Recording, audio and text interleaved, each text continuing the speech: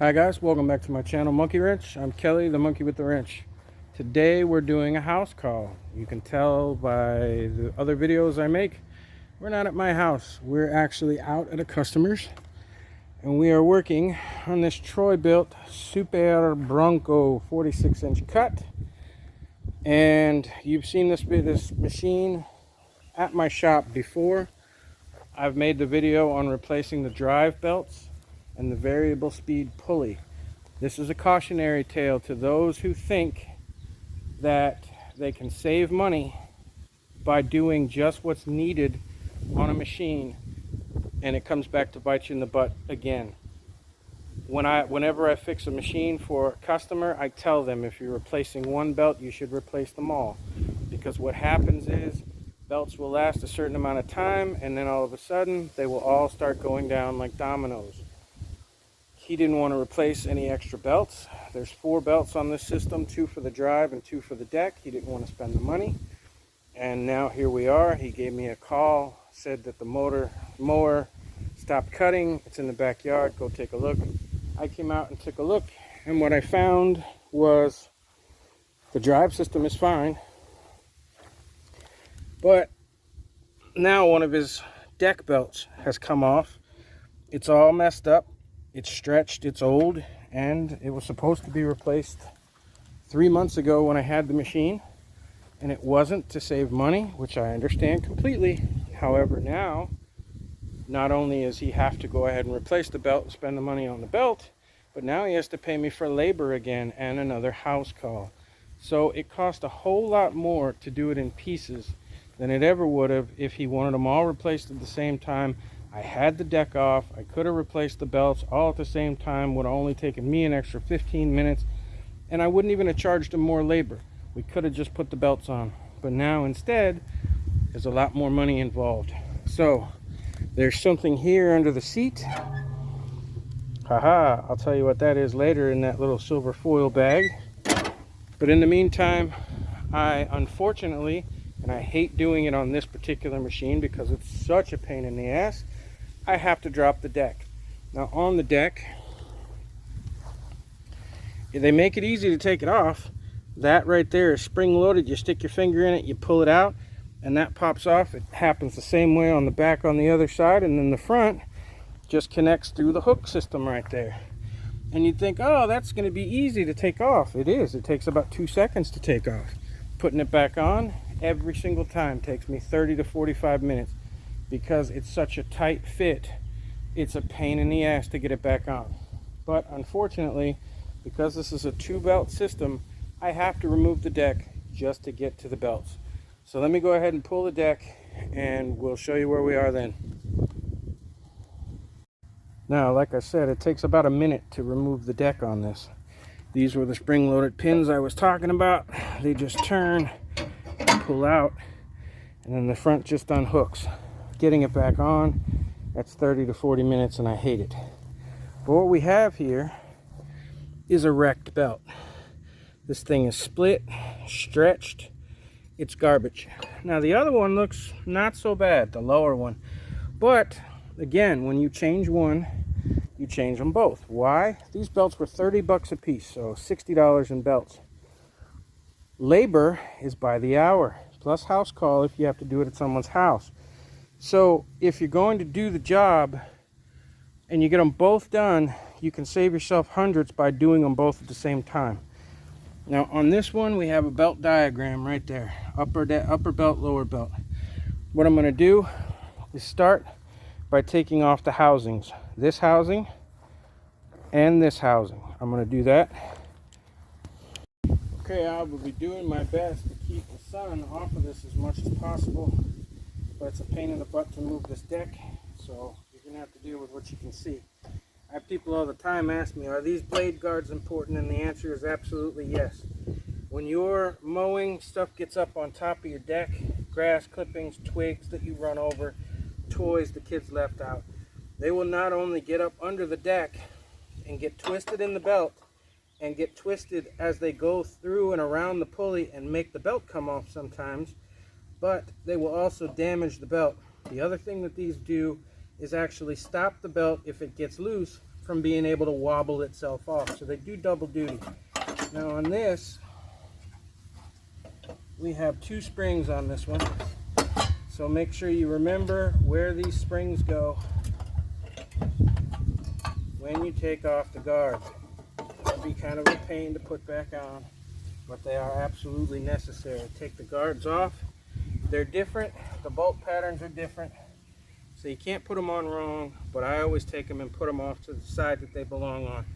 Then we're just going to feed our belt out, the top belt. We're going to have to move this keeper right here, which keeps the belt on. So I'm going to go ahead and loosen this up and take this belt off, and then I'll be right back with you. I'll show you the next one. Okay. So far, all I've done was loosen this bolt right here to loosen this keeper so I could get this belt out from underneath. Now this belt is completely off. I've also taken a piece of rope and I've put it on this spring. This spring goes on a bolt right here on the deck, and it's your tension spring. So I just take a piece of rope, put my foot on there, pull this thing, and I should be able to get it off. And if I can't, then I have to go at it a different way.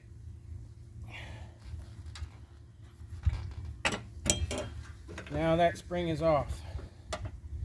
Now I should be able to move my tension pulley to take the tension off the lower belt. So I can now start to take the lower belt off and see if I can get it out from under there without having to take everything apart. So move your tension pulley back and forth. You always have your diagram right there. Make sure you're out from under everything, just like so. And at least now I know what has to come off in order for me to get this belt off. It looks like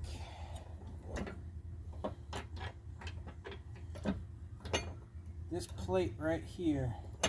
So it looks like if I take this bolt out,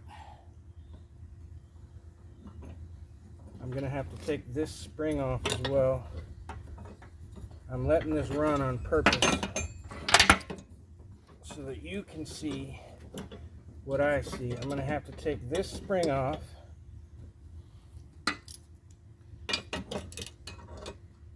Should be pretty easy.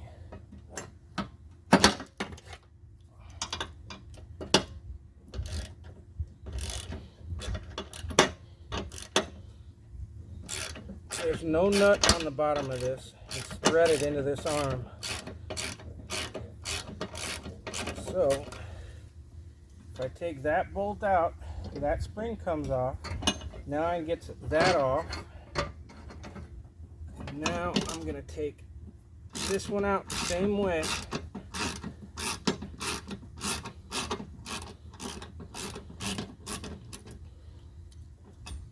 So I can move that to the side, and now my belt is free.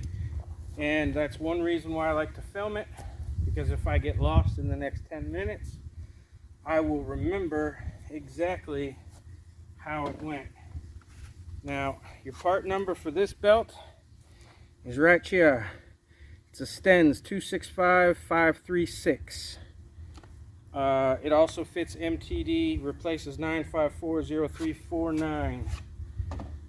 Now this should be the correct belt. I'm just matching it up with the old one, and it is.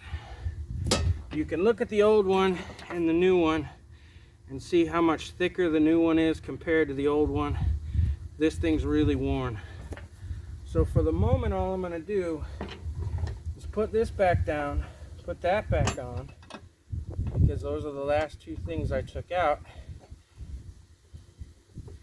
And then I'm also going to put that back, and I'm going to put that back. Now I'm not going to tighten them all the way. Well, I'm going to tighten them a little. I can remember where I put the ratchet. That's the small ratchet.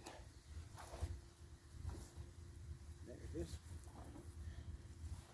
because I should not have to mess with these again. Now this one should stop right where it stops because this slides. This plate slides in there. This one tightens all the way down.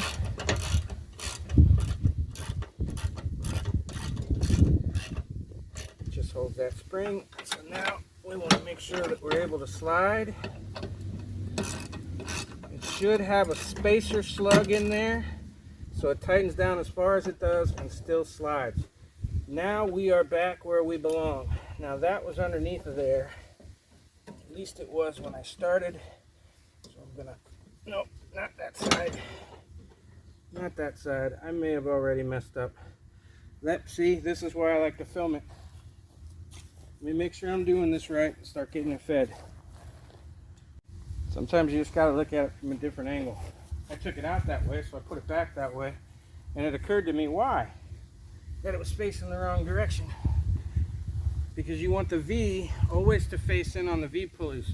So all I had to do was flip it over. Now I can go around the outside one on the bottom. This outside one only has one. This is a double stack pulley. And you want to make sure that you're fed through the right places. You want to make sure that when that arm moves, it doesn't hit the belt. So the belt has to be on the inside of that little elbow. And also on the front side of the post that holds this arm. So once you're there, then you have to remember that you have to feed around there and then back down through there. Now, there are no guides to speak of. There's sort of a guide on the arm here. This post acts as a guide. But there's no other guides that keep the belt on because this belt always has tension. That's what this spring is for, remember? So once you're in place, follow your diagram. Once you're in place and fed completely around where you're free and you're not hitting anything, you're not inside something you shouldn't be, you're not outside something you shouldn't be. Now I can take my string, my paracord, and I can go back onto my spring,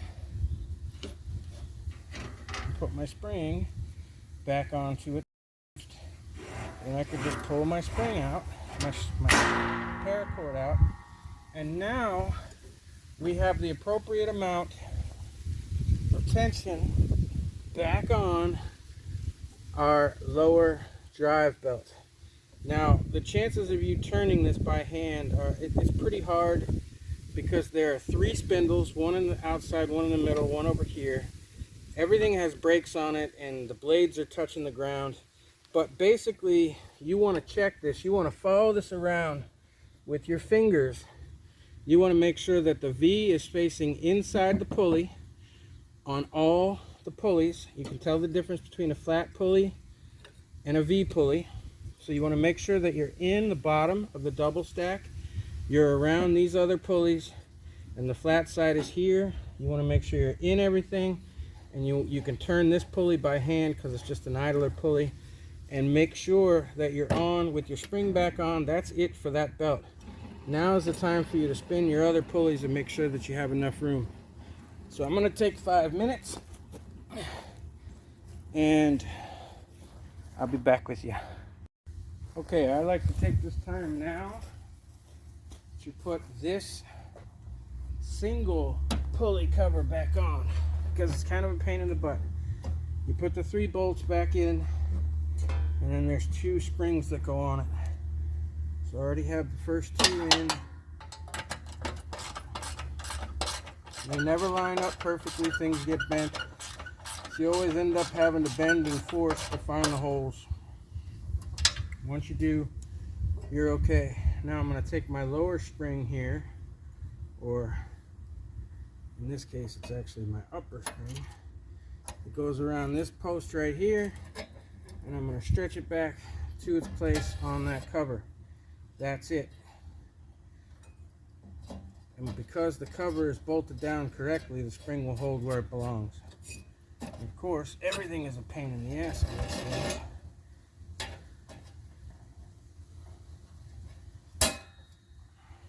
Okay, now we've got a larger spring here somewhere. Should be laying here. It's about that friggin' long. There it is.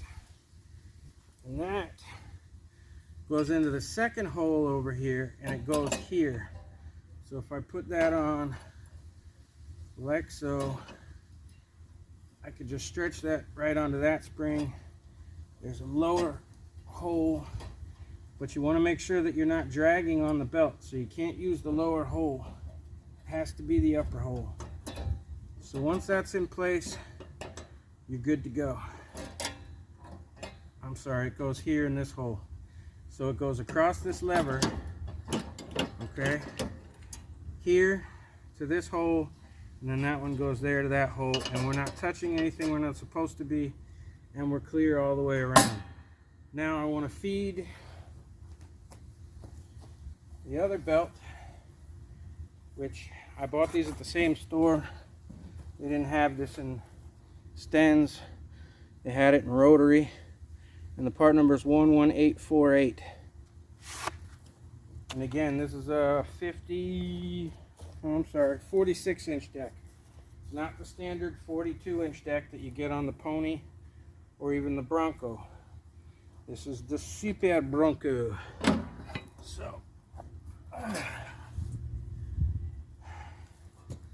man, I'm tired. I cut grass this morning with a push mower because it was too far to get to with my zero turn.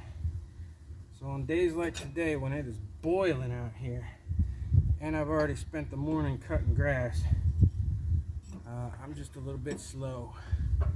So you want to make sure that the belt is not twisted, that when it's open, the V is on the inside and the non-V is on the outside. Now this goes around the top pulley there. It's going to go inside of here. So if I can't feed that back through the guide, I'm going to have to loosen this idler pulley just so I can get the belt in. There we go. So I'm just going to loosen that up.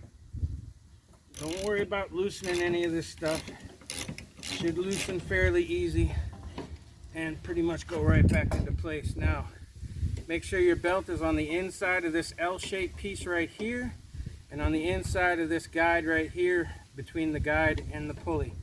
Once you have it, you can tighten this back down. Just make sure it's tight and that your pulley still spins. Now this is going to come around the back here, and remember we loosen this pulley so that we could make sure we get the belt between the L bracket here, the keeper, and the pulley, just like we did over here. And also this keeper just goes around it like that. So I'm going to go ahead and tighten that back down, and I want to make sure that it's pointing sideways, because the belt is going to kind of go straight forward off of this one, so I want to make sure that that's kind of going sideways, not too far back. I want it to be able to do its job. Oops. So I'm just going to hold that where I want it with my finger while I tighten this down. If you go too far forward, then the belt's going to go between the keeper and try to go back where it belongs, and it's going to drag on there. So make sure that that is not too far back and too far forward, just kind of off the side, and make sure when your belt goes forward, it's going to be clear of that keeper. Once that happens, give that a spin. This goes on that side, and then this just goes around your drive pulley in the front. That's pretty much it to putting these belts on. The hardest part is remembering where everything goes, making sure it's all back together, and actually putting the deck back on, not even getting it off, but putting it back on. So now all that's left, before I push this back under the tractor and hook my PTO clutch back up here, it goes through this hole on the back and it connects right up here, and then sliding it back in place and connecting it back is putting my last belt guard on. So put your belt guard back on. Make sure that all your belts are free and clear, bolted down in place. There's a small keeper on this one. Make sure that nothing is touching where it's not supposed to be. Make sure nothing's bent where it's not supposed to be. And go ahead and put the deck back on. I'm not going to show you that because it's a pain and I'll be doing a lot of cussing. But it's only 3 connection points. 1, 2, and the hook in the front is 3. And then we're going to take this thing for a test drive and make sure that the belts are installed correctly. They're not smoking. And they're inside all the guards, and we're not going to break a brand new belt. Well, that's it. It's back on. All I got to do now is ride it around for a minute with the blades on. So thanks for stopping by. Man, it's hot out here in Florida. Hit the like button, subscribe if you haven't already, and we'll see you soon.